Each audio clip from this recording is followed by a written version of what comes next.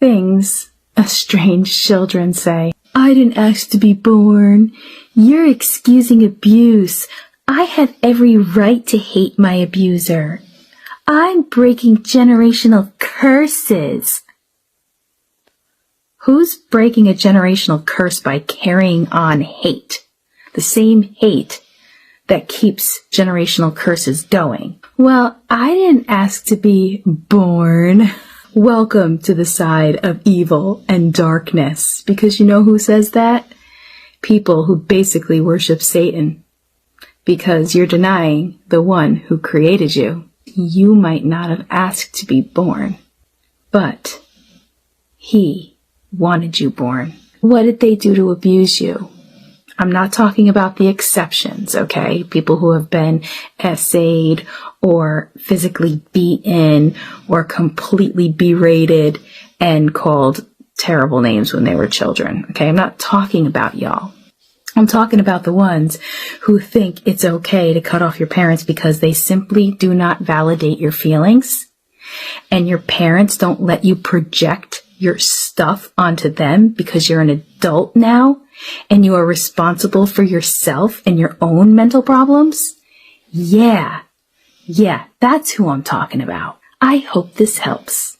Bye-bye. Does she hope it helps?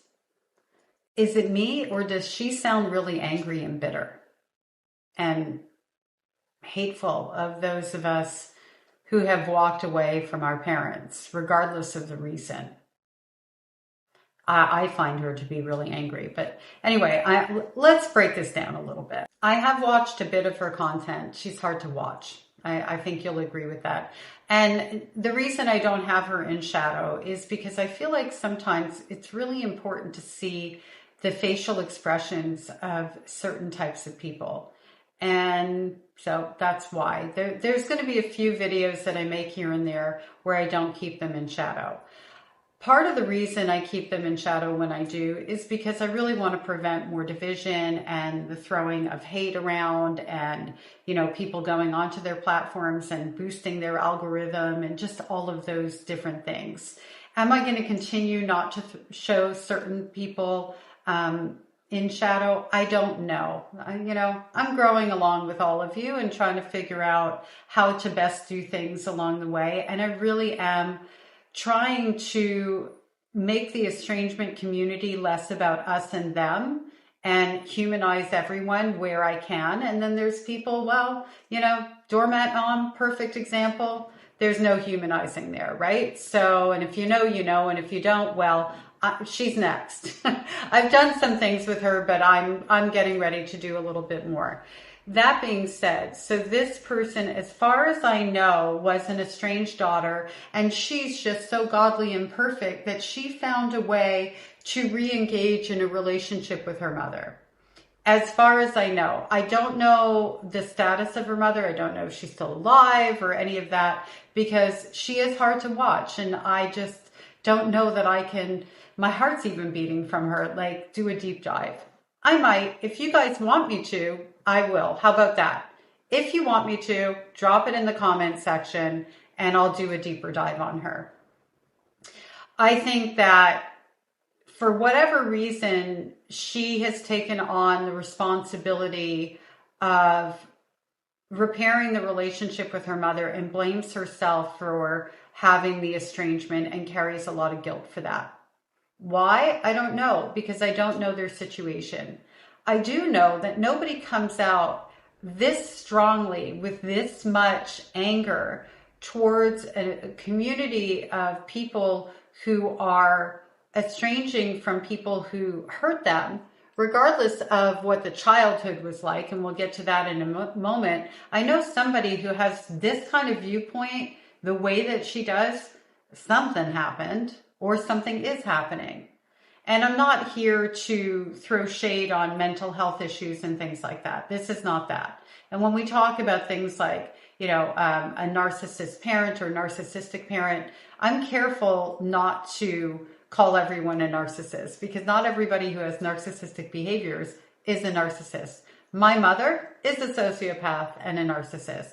I cannot tell you how many people in the professional field of psychiatry and psychology independently tell me the same thing based on her behaviors. So that's why I refer to her that way. This person is doing that typical thing that estranged parents do. So I'm really hoping she doesn't have children, in that she's defining what is acceptable to be called abuse, for example. And many of them do the same thing. Well, I'm not talking to the ones who were really abused, right?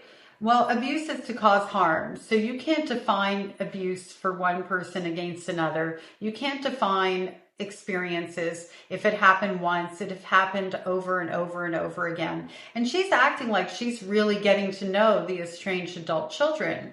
However, she misses the mark all over the place, but what she really misses and what she wants to hide behind validation. So there is a video where she's talking about, I have like a hair. Ugh.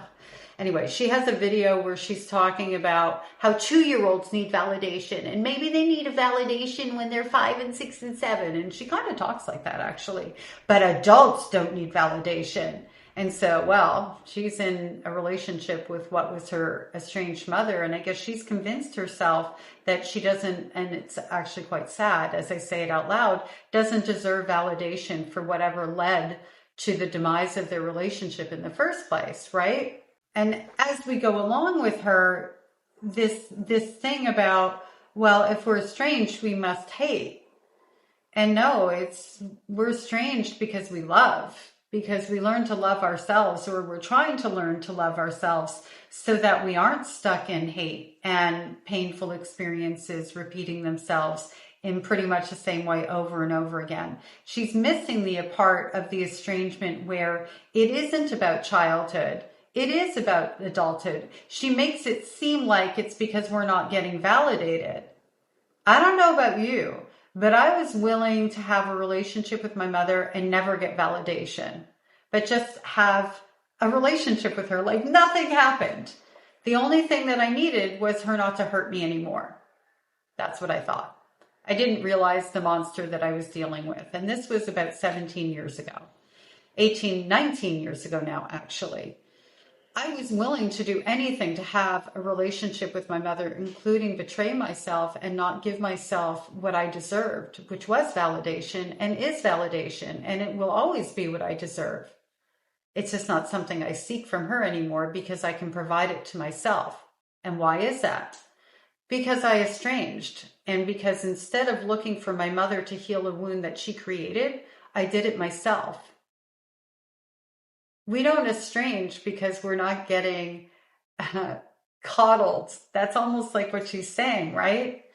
Most of us estrange because in our adult life, the behavior of the abuser, who, I'm so glad we're allowed to hate them, doesn't change. And I think she has this perception that we're adults now, we're responsible for solving the whole load. And like, if they continue to behave badly, that's okay. I mean, that's basically, she's missing the whole thing. Anywho, thoughts, feelings? I'm pretty sure she doesn't have children. So that's the good news.